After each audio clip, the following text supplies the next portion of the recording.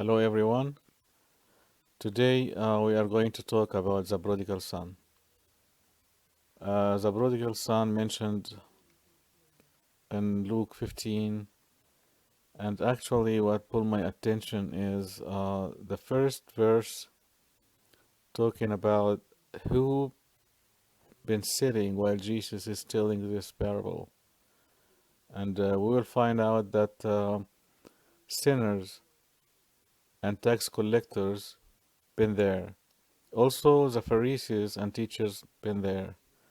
Um, the tax collectors was not a very good group to other Jewish people because actually they've been taking their money and give it to the Romans. That's why everybody been hating them.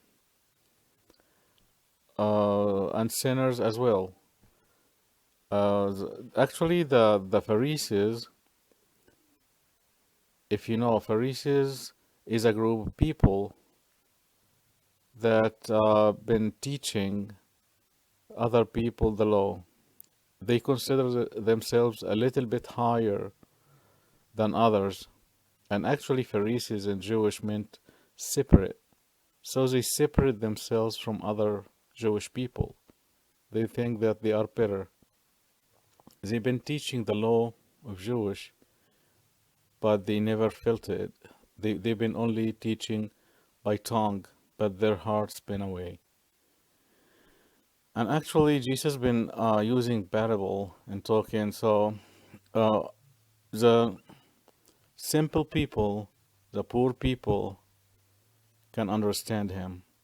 One more thing he was using in parable for, that he wanted to show the people God's heart. As we see in Luke 15, that he been talking about lost things like lost sheep, lost silver coin, and he was talking about the lost son. At the end of each parable, he was saying, Mary or rejoice when he find the lost. So he wanted to give them a message that even if you are lost, God will still love you. God will still open the arms waiting for you to come. And he used different things, sheep or silver, and he went higher to the sun to give them this idea that God's heart is full of love, no matter what you did, no matter um, how you sinned before, God will be there waiting for you. Open the arm. So let's talk about very important things. If you read the Bible, you will find out that God has His own way to make His children comes back to Him. I can all of us read the Samaritan woman, and we know that Jesus walked like 6 hours, about 6 hours, until he met her. She was a sinner, of course, and he talked to her until she believed and she knew that he's a God. And she sent the message to her people, and many people believed in him. So this is the first case that God goes to some people and get them back to his own barn. The second one is prodigal son. Actually, prodigal son came back to himself. He thought that he has to stand up right now and get back to his father. So this is a second case for sinners. Some sinners, in a moment, they will rethink about the life they live and they decide to go back to God. The third scenario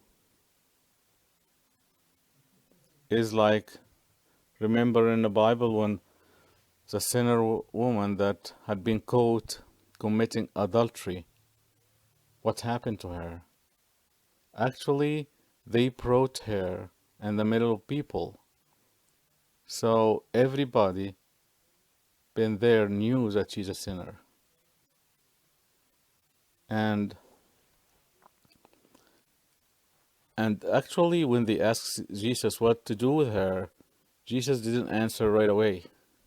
It took a while until he answered. And she knew that according to the Jewish law that she has to be stoned.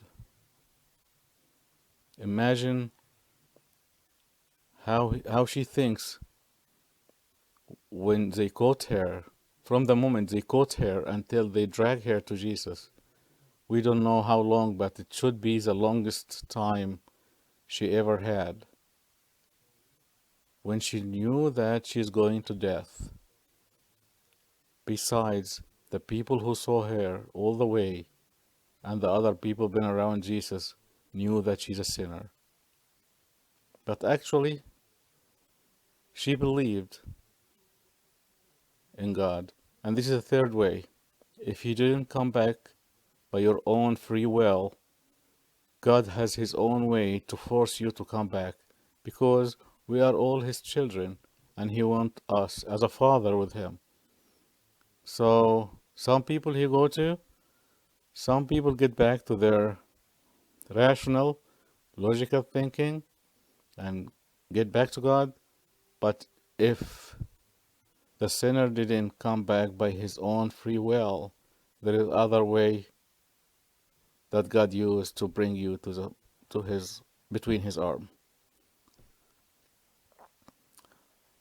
The third point I want to talk about is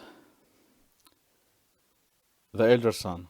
Actually, the older son did not take too much coverage, but the older son is really just like Pharisees. He's acting the same way. Like I didn't like the way he talked to his father when he said the son of yours. Like he didn't even call him my brother. He told his father that the son of yours. How how rude that was. And this is the same way that Pharisees been talking to other people because they separate themselves from other Jewish and they thought they are better. So he acted the same way. But actually, the sinner, his brother, the younger brother, although he wasted all his money, but he came back, I consider him like um, did the right thing.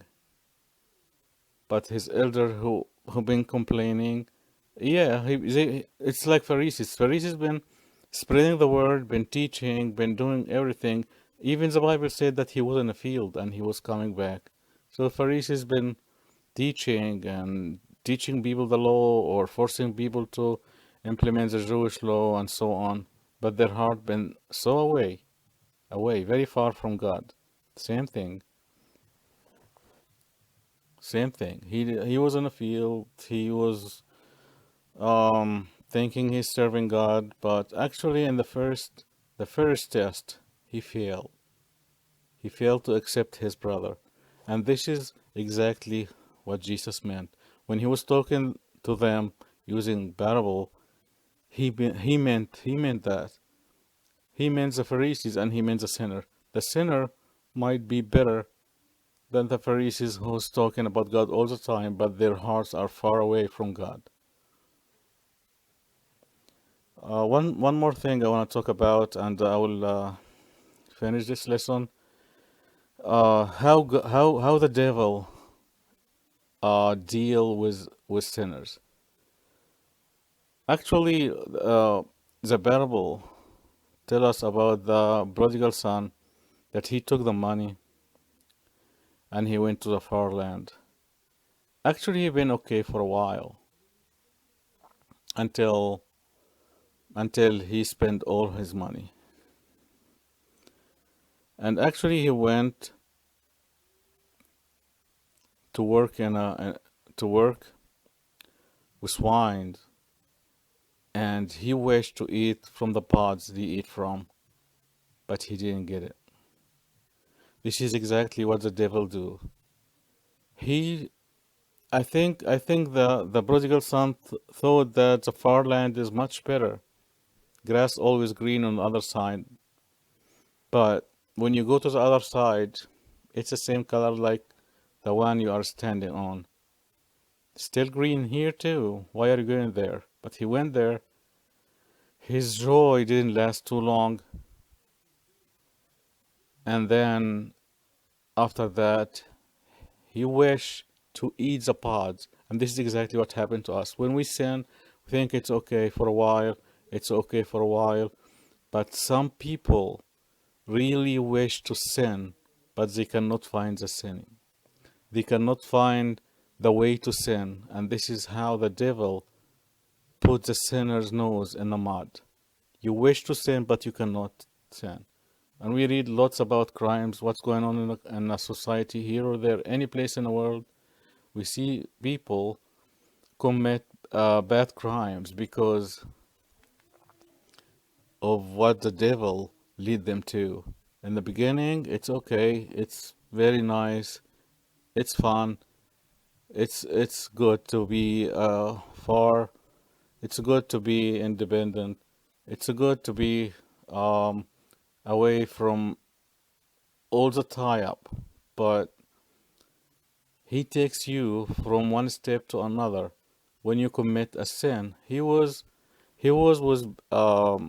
committing sin all the time, but he didn't even find the sin. He wished to eat the pods, but he couldn't find it. So the devil want to get rid of him completely. He want to destroy him completely. So we have to be aware of these things. What the steps? What the devil deal? How the devil deal with us? Okay. And actually, uh, we have to learn from this lesson one important thing: to be aware that not everything far away is good. The good might be under your feet, but you don't see it. Actually, the main joy is with Christ. Christ is here, Christ everywhere, Christ in your home, Christ in your heart, Christ in the church. The only joy you can get is with your relationship with Christ, not far away from Him. No matter how it takes, you can be okay for a while away from Him, only for a little while. But after that, sins always lead to sadness. The joy is always with Christ. Thank you so much for listening, and be careful, everyone. I hope to take care of yourselves, take care of your families, and be safe.